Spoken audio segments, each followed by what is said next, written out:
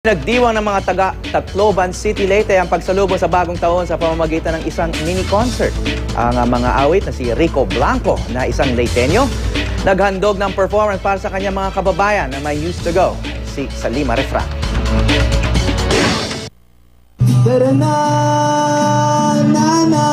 Isang mini-concert ang inihanda ng city government para sa mga residente maging sa mga tumutulong ng mga international aid organizations at NGOs.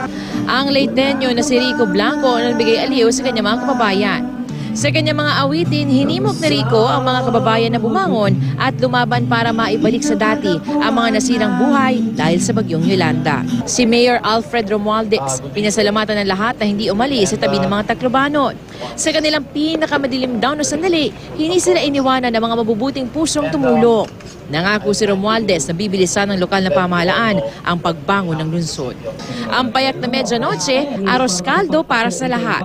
Nagtapos ang programa sa countdown para sa 15-minute fireworks display na donasyon sa lokal na pamahalaan. Ang amin namang news team sinalubong ang bagong taon kasama ang mga batang evacuee ng Rizal Central Elementary School. Sa mga palaro at simpleng handog, tulad ng mga mumunting laruan, sinalubong namin ng puno ng saya ang 2014. Tahimik naman ang pagsalubong sa bagong taon sa Eastern Visayas Regional Medical Center.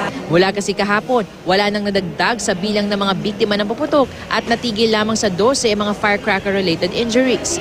Umaasa ang ospital na wala nang papasok na biktima ng puputok. Kasabay naman ng pagpasok ng taon ay 4 na batang lalaki ang sinilang sa ospital. Binabantayan naman ngayon ng mga otoridad ang sitwasyon sa iba't ibang low-lying areas ng lungsod. Ilang araw na kasing walang tigil ang ulan kung saan kahapon nga ibinaha pa ang isang tent city sa Barangay 88. Mula rito sa Tacloban City, Salima Refran, GMA News.